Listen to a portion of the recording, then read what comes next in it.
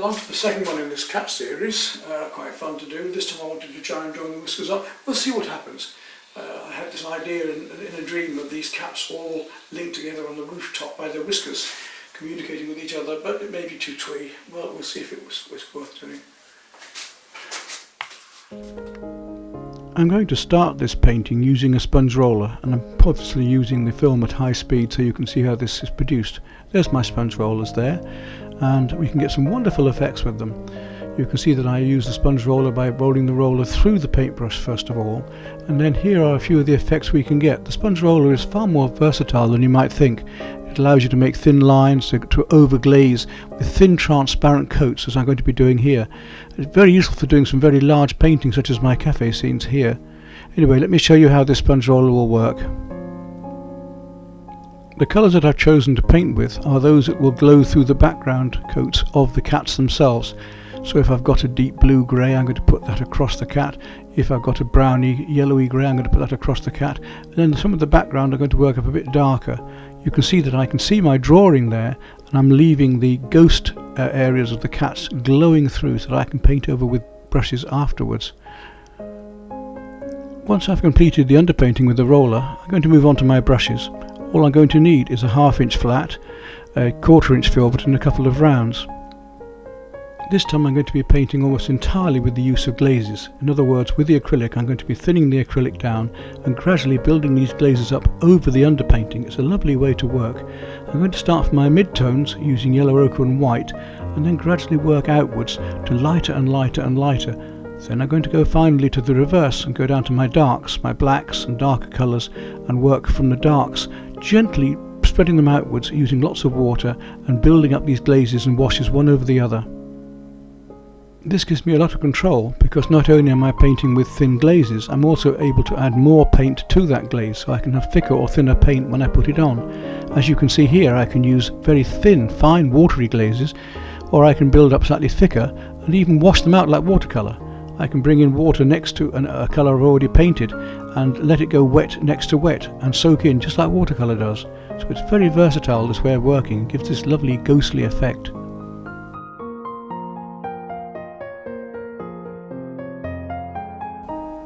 This way I can paint in solid areas of colour and thin them down or lift them out, add them up in glazes, or I can paint more details such as areas of fur or finer marks and glaze and work over them and work into them.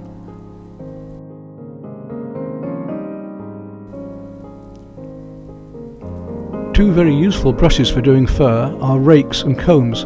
In fact, on this particular painting I don't use those, but the rakes and combs are not only useful for fur and feathers, but also for doing grasses and things.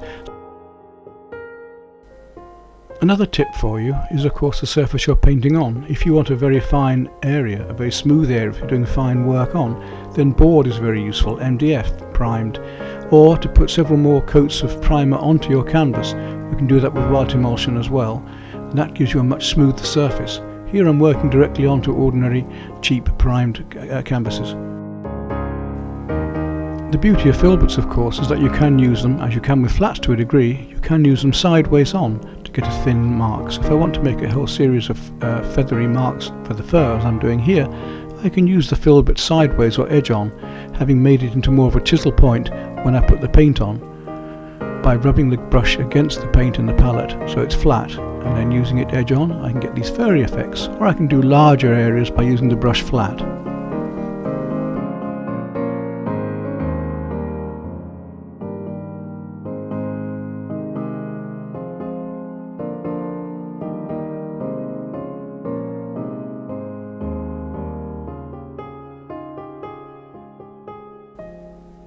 At present I'm still working on my mid and lighter tones, gradually building up these textures and areas of light fur. Those of you that know my work know that I mainly paint in a very impressionist style, but if you start loose you can finish tight. You can't start tight and go back to being loose very easily. So if I start fairly loosely on these, I can gradually build up the details tighter and tighter and tighter, but still remain having a painting and not trying to recreate a photograph.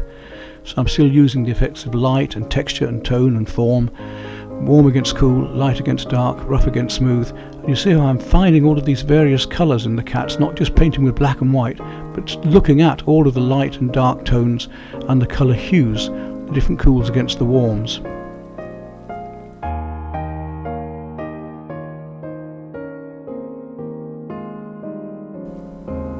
Another trick that I mentioned is that when I have a colour on my brush, rather than keep washing my brush doing one bit and washing again doing another bit, I tend to use that colour wherever it is.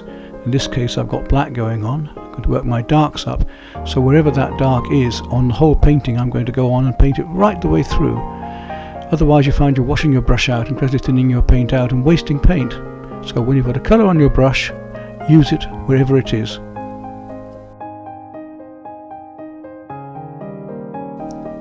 Hopefully this is really showing you the versatility of acrylics, in the fact that we can put quite heavy opaque paint on, quite dark blacks in this case, and then we can thin the same paint down to gradually work out our shadows and tones.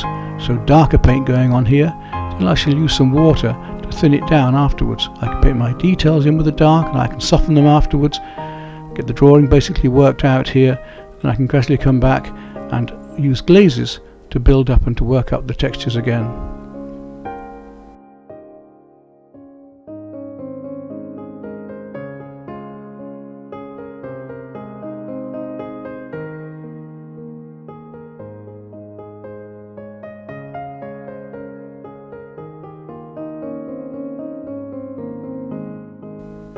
In this case the black becomes quite a warm colour, but if I put some Prussian blue in and some cooler colours, as I will later, then that black will look even warmer.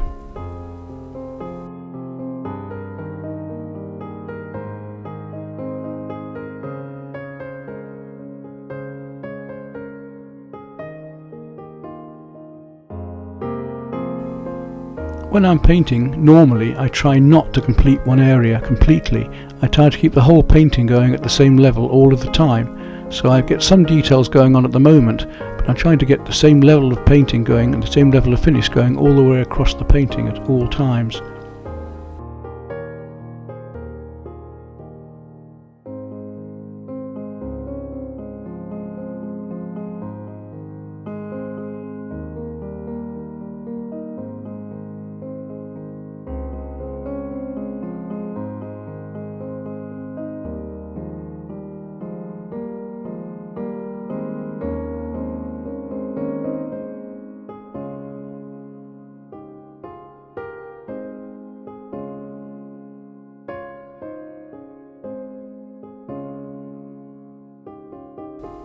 In this case that way of working is not quite so pertinent, but doing a landscape or plein air work, it's very important, because if you finish one area too soon, then it could be later on when you finish another area it won't be relevant, it won't be correct to that. If we keep the whole painting going all over, one piece correct to another, so in other words the right colours in the right places and the right shapes relevant one to another, the whole painting will complete like a jigsaw, with everything being correct, all the colours being relevant one to another, all the colours being right.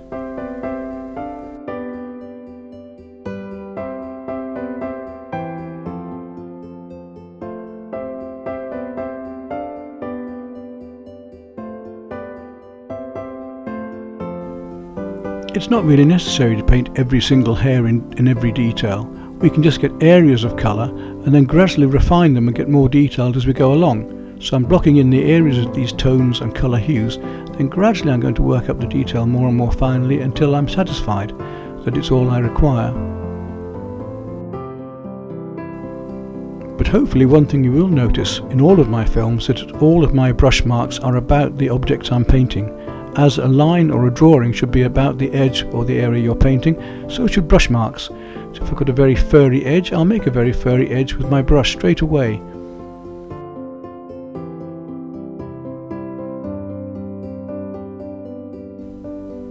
So we have to remember colour chemistry as well, that a warm against a cool will make the cool look cooler, or the warm look warmer, as we're doing here with the cat's eyes and so on. If I want to make a more golden yellow, I need a cooler yellow with maybe lemon yellow, or I might be using a richer, more orangey yellow and be using yellow ochre or chrome yellow. So we have to plan this ahead a little bit, even with these cat's eyes, where we've got the beauty of cool blues against warm blues, the beauty of cerulean against the rich, deep warmth of ultramarine, for instance.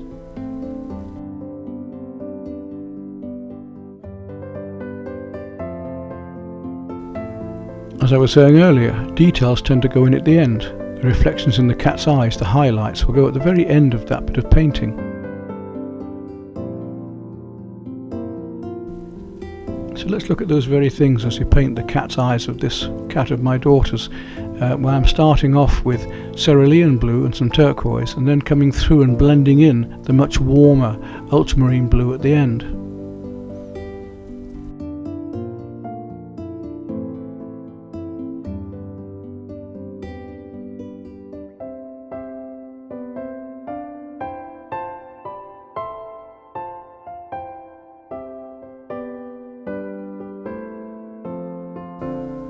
And to repeat what I was saying earlier, if I mix a colour and I need it somewhere else, then while it's still on my brush, I'll go back to that place and use that colour.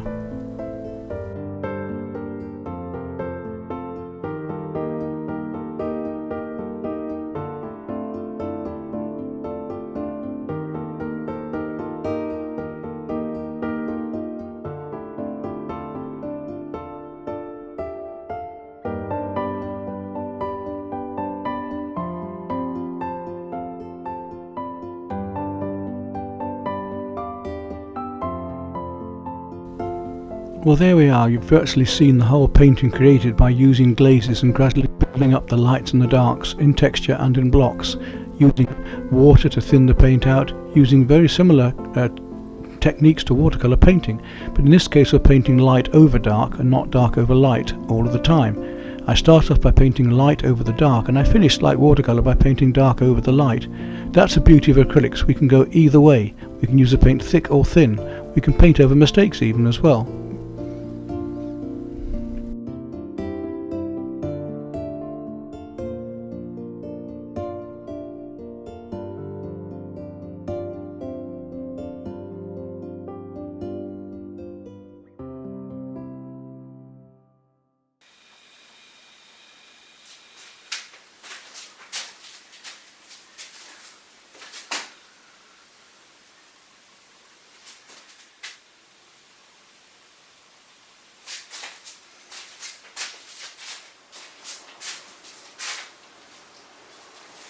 And now we're putting in our last darks very delicately. And our last warms as well if it comes to it. So I think we've about got the cats as I want them. Now what I need to do is get the whiskers sort of joining up. I had this idea of them being like telegraph poles almost, with the whiskers all joining up. So I want to see what we can do there. It's very, very light blue to cream, I suspect. Let's see what we can do.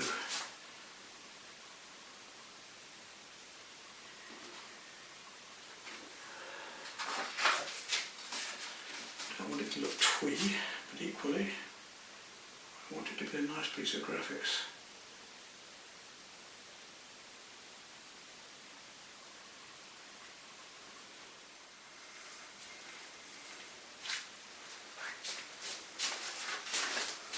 I think that's subtle enough, but I don't want to make it too strong.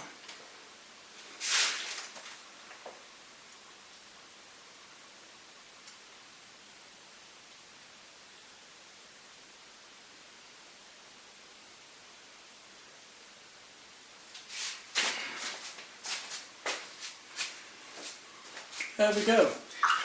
I need to remove all this old paint and set a new palette out. I'm ready to continue with my big cafe series. You can see what I've done here is I've used almost entirely glazes from working up with the sponge roller, then working from my darks towards lighter and lighter, and then going back again and working from the darks outwards, from medium tones into dark and back again, using glazes all the time, only using a little bit of heavier, thicker paint at the very end, but right the way through with showing how acrylics can be used to glaze, like watercolour, but instead of putting dark over light all the time, we can put light on dark and use the glazes thinly, so they're twice as useful.